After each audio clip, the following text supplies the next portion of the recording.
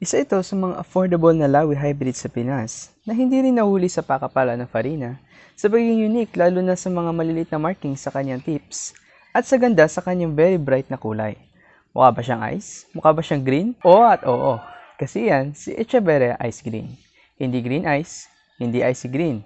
Ang tamang pangalan niya ay Ice Green. Echeverria Ice Green. Ngayong napag-usapan natin guys yung Echeverria Imbricata at saka yung Echeverria Black Prince na medyo maninipis yung dahon. Gusto kong i-share sa inyo yung isa kong halaman na medyo mas makapal naman yung dahon. Ito ay isang Lawi hybrid kaya mas makapal yung dahon niya. At hindi lang ito yung halaman ko na medyo makapal. Ang dahon, meron pang isa. Pakita ko sa inyo. Itong aking Echeverria Monroe. Na-feature ko na to sa inyo guys dati sa isa kong mga video. Kaya ngayon naisip ko na gamitin na lang itong green ice. At mas maganda rin kasi itsura niya ngayon, itong green ice. So, i-share ko sa inyo guys kung ano yung kanyang kailangan na potting mix, kailangan na sun exposure, pagdidilig. Tapos mamaya ipapakita ko sa inyo kung paano ayusin yung kanyang mga common problems. Bibigyan ko rin kayo ng idea kung paano sila ipopropagate. Okay, so sa pagtatanim, hindi naman na iba yung potting mix na kailangan ng inyong Echeverria Ice Green o ng inyong mga kapal na mga Echeverrias. Kailangan lang nila yung 70% na inorganic materials gaya ng pumice at 30% na organic materials gaya ng carbonized rice hull. Siguraduhin nyo guys na susundin nyo itong ratio na ito na 70 to 30. Mahalaga ito guys kasi kung nabubuhay nyo yung inyong Echeverria Imbricata o yung inyong Echeverria Black Prince sa ratio ninyo na medyo tinipid sa pumice, ibahin nyo to guys. Ibahin nyo yung makakapal na Echeverria. Kailangan, hindi nyo sila titipirin sa pumice kasi kailangan na mabilis matutuyo yung soil nila. Kung hindi, mabilis silang magkakarat dahil nga mas makapal yung leaves nila. Ngayon naman guys, kung ayaw nyo na nag-worry sa inyong potting mix, at afford nyo naman, maganda na bumili rin kayo ng premix na mga potting mix gaya ng binebenta ng Macetera o ng Plant Culture PH. Siguraduhin nyo guys na kung bibili kayo ng premix online gaya ng sa Shopee, piliin niyo yung premix na premium, yung medyo mas mahal. Huwag kayong bumili ng premix na may halong long soil kasi may iba nagbi-mix lang sila. May iba mga seller na may halo pa ring lupa yung nilalagay nila sa kanilang premix. So iwasan niyo yun guys. Bumili kayo ng mas mamahali na potting mix para sa inyong mga green ice. Sa sunlight exposure naman guys, full sun ang kailangan ng inyong Echeverria Ice Green. Mahalaga ito kung hindi nyo lang sila gustong buhayin, kundi gusto nyo ring mapanatili yung kanilang ganda. So kung una silang dumating sa inyo, siguraduhin nyo na ilalagay nyo sila sa bright shaded area na makaka-receive sila ng ambient light o yung light na nasa palibot nila. Hindi naman kailangan direct sun kapag nag-uumpisa kayo. At siguraduhin nyo na naiinitan sila para kumapit pa rin yung leaves nila sa kanilang stem. Kapag nakikita ninyo na nagro-root na sila pa unti-unti, i-introduce nyo sila sa araw unti-unti. Ngayon guys, dahil mas mabagal tumubo ang makakapal na hybrids na Lawi, hindi sila kasing bilis ng Echeverria Imbricata na mabilis na magpalit ng leaves. Kaya gusto niyo guys na iwasan na magkaroon sila ng sunburn. Kasi kung magkaka-sunburn sila, matagal ninyong titignan yung sunburn na yun, matagal yun bago mawawala. So, siguraduhin nyo na protektado sila sa sobrang init na araw. Lalo na kapag naka-adjust na sila sa inyong lugar, naka-acclimate na sila, ilagay nyo sila sa ilalim ng filter. Gaya nitong bubong na nakalagay dito. May filter siya para hindi sila full sun na sobrang init, lalo na kapag tanghali. Kapag umaga, nakareceive sila ng morning light dito. Pero kapag tanghali na dito, may protection na sila sa sobrang init ng araw. So, yun yung maganda na sunlight para sa inyong Echeverrias na makakapal ang dahon. Kung may filter din kayong gagamitin guys, siguraduhin nyo na mas matagal sila na nakatapat sa araw. Siguro mga 6 to 7 hours. Kasi dahil sa filter na yun, medyo mas protected sila sa araw. So, kailangan nila ng mas maraming araw para mas makapag-grow sila. Kung i-filter, lalagyan nyo sila ng filter, huwag nyo silang gawing half day na nasa arawan. Gawin nyo ng full day na nasa arawan sila kung meron naman kayong shade net o filter sa taas. Sa pagdidilig naman guys, huwag ninyong agad na didiligan ng inyong makapal na varieties ng Echeverria kapag una silang dumating sa inyo. Siguraduhin ninyo na nakapag-root muna sila bago nyo sila diligan. Mapapansin nyo yun guys, nag-root na sila kapag pagkatapos yung itanim, meron na silang dahon na natuyo. Ibig sabihin, ginamitan nila energy na yun para makapag-root sa inyong potting mix. Kung hindi naman sila nag-root kaagad, pwede nyo silang bigyan ng konting amounts ng tubig para maamoy nila yon sa kanilang potting mix at makapag-root sila. Malalaman nyo kapag rooted na sila guys kapag inusog nyo ganyan. Tapos, ayan o, pansinin nyo.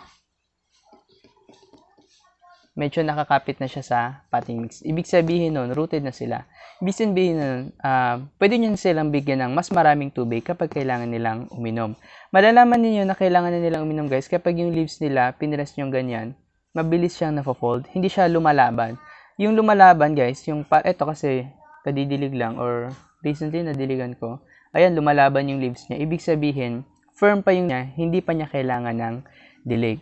Huwag nyo silang diligan kaagad kapag ganito pa yung status ng leaves nila. Kahit dry na yung kanilang soil, hayaan nyo na dry lang yung soil nila. Kapag naging wilted na ulit yung dahon nila, yun na yung time na kailangan na nilang uminom. Bigyan nyo sila ng full watering o bottom watering. Itong halaman ko na ito guys, napansin ko na kahit abutin sila ng mga higit 1 week or hanggang mga 2 weeks or mahigit pa, na hindi lumalambot yung leaves niya. So, hindi ko siya talaga dinidiligan. So, ganun din ang kailangan ninyong alalahanin sa mga kapal na varieties ng Echeveria.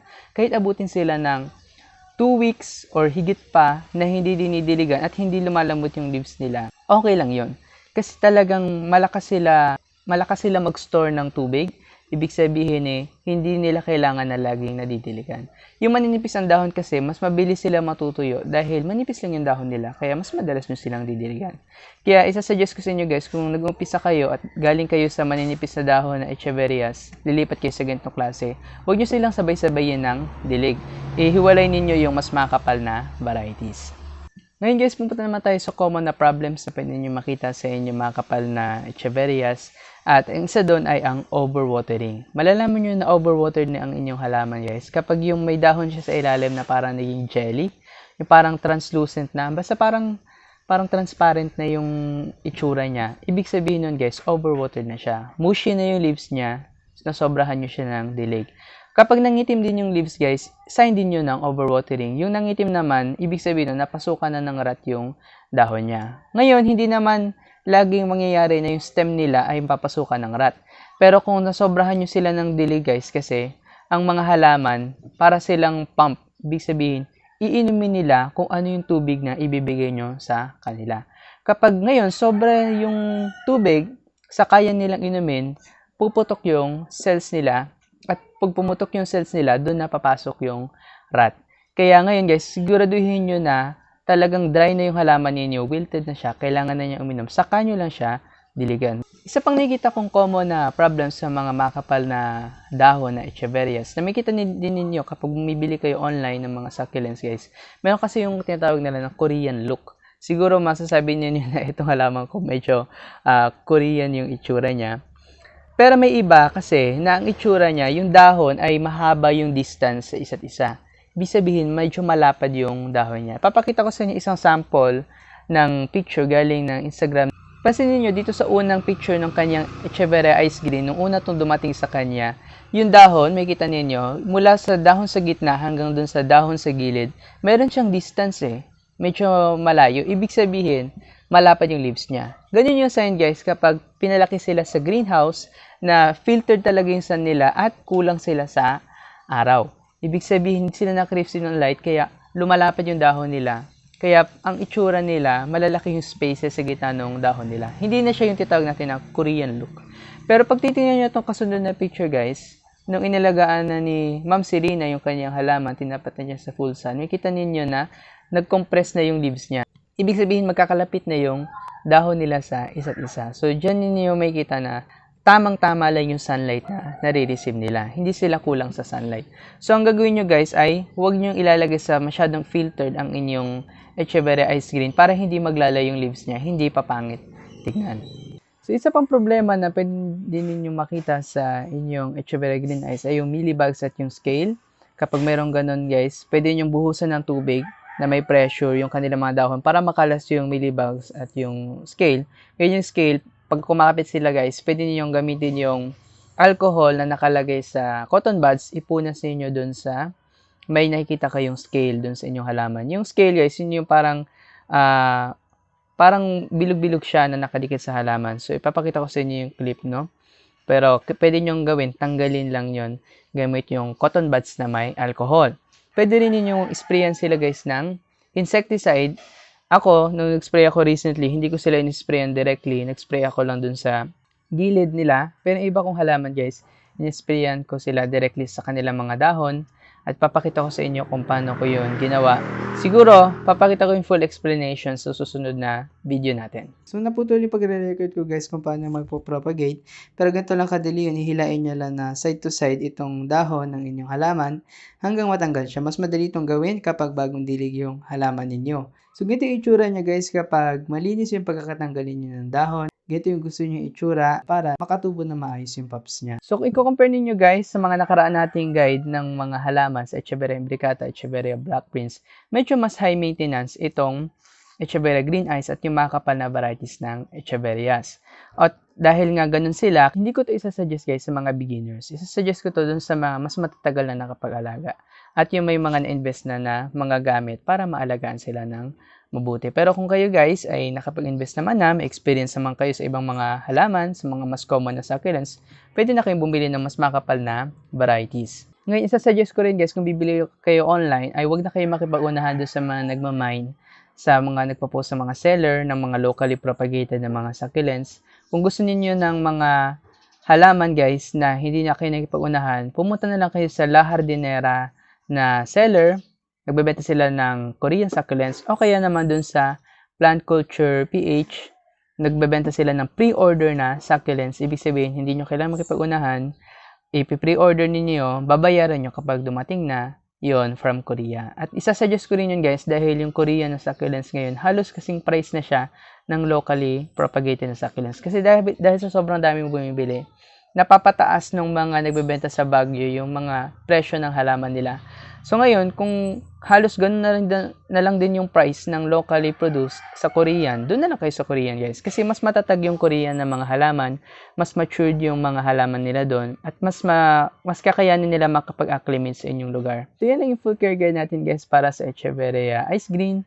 Kung nagustuhan ninyo ito, pwede nyo i-click yung like, pwede kayong mag-subscribe, at pwede rin nyo i-share ang video na ito sa mga kaibigan ninyo para mabawasan mga namamatay ng halaman sa mundo.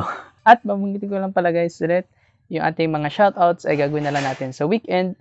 Sa pag nag-upload ako siguro sa Sabado, ipunin muna natin yung mga nagpapa-shoutout tapos na lang natin ilagay. So hanggang dyan lang yung video natin guys. Kita-kits tayo sa susunod. Bye-bye!